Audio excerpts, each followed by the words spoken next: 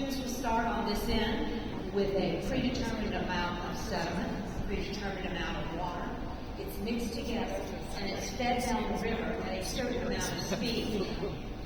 What impresses me the most is that the students can go back to a certain year, and lately they've been running a lot of 50-year studies. For example, they went back to the year 1987. This was probably not a very remarkable year from the river standpoint of view, but they went back to 1987 and then used the model we had for Mid-Barataria to see what it would be like if we had Bonnie Carey Spillway open, Mid-Barataria as though it were in existence then, and Mid-Brett as though it existed then. And they tried open with some, closed with some, open with any combination of the three outlets. And this has shown us a couple of things about Mid-Barataria. And it's pretty simple once you realize that the sediment diversions are intended to replicate the action that creates deltas at the mouth of the rivers. The second module I'm going to show you is, it's a little bit of a propaganda piece, I'll admit.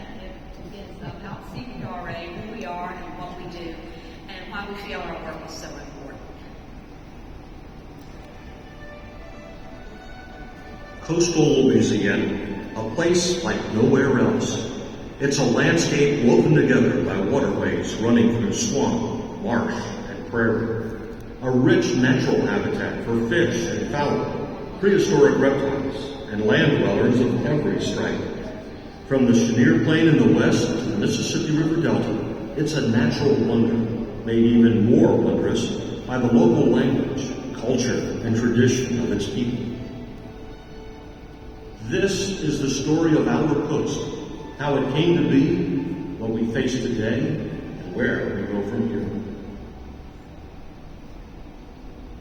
Roaring southward for thousands of years, the river deposited sediments at its mouth to create the Mississippi Delta and start to form Louisiana's coastal landscape.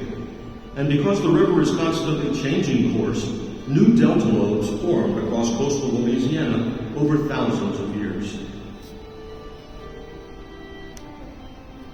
In the first phase, sediment and water carried by the river provide raw material for land building, as seen here about 800 years ago when Bayou Lafourche served as the main channel for the Mississippi River.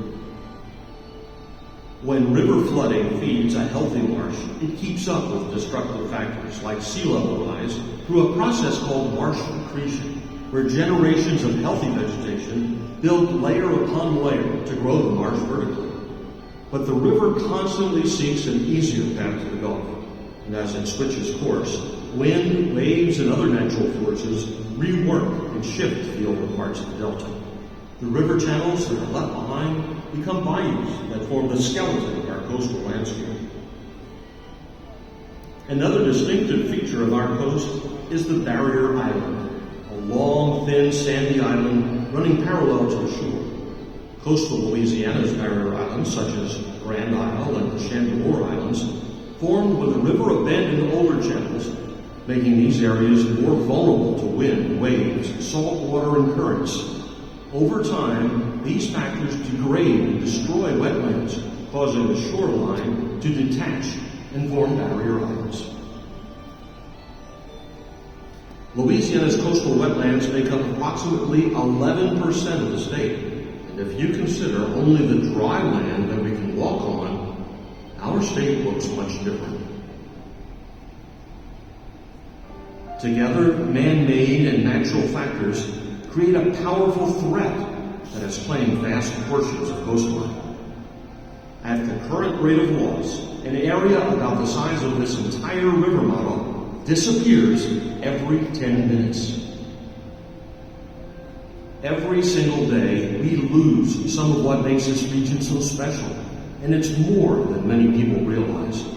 When you consider the staggering challenges we face, it's only natural to wonder if the fight is really worth it. In the end, we believe the threat to our communities of continued land loss is simply too high.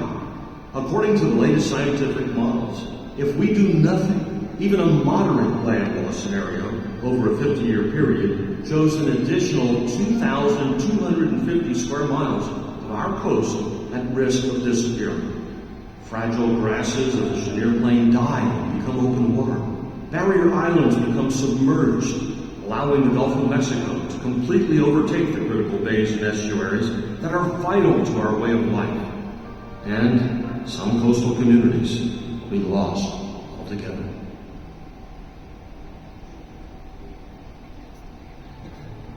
The Coastal Protection and Restoration Authority was created to develop and implement a comprehensive master plan to protect and restore our coast.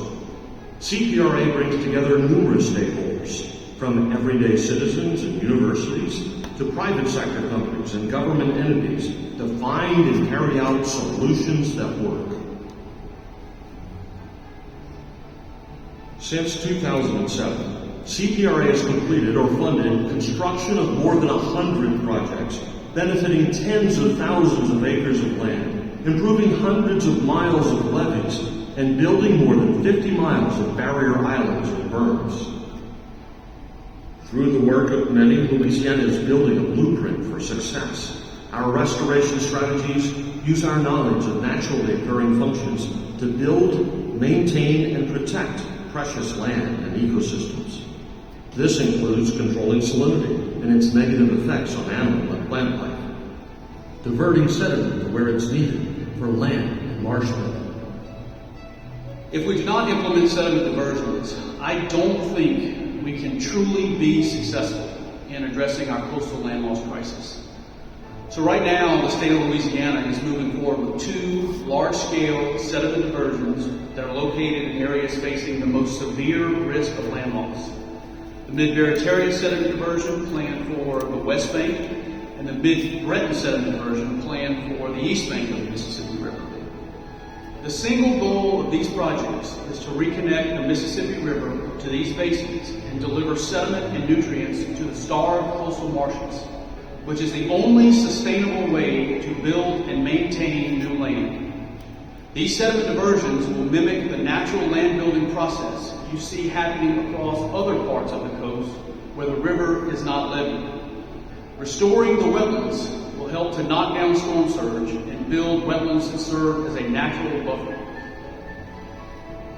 At points all along our treasured coast, we've seen true progress and built solid momentum, but there's much more work to be done. Thank you for listening to our story.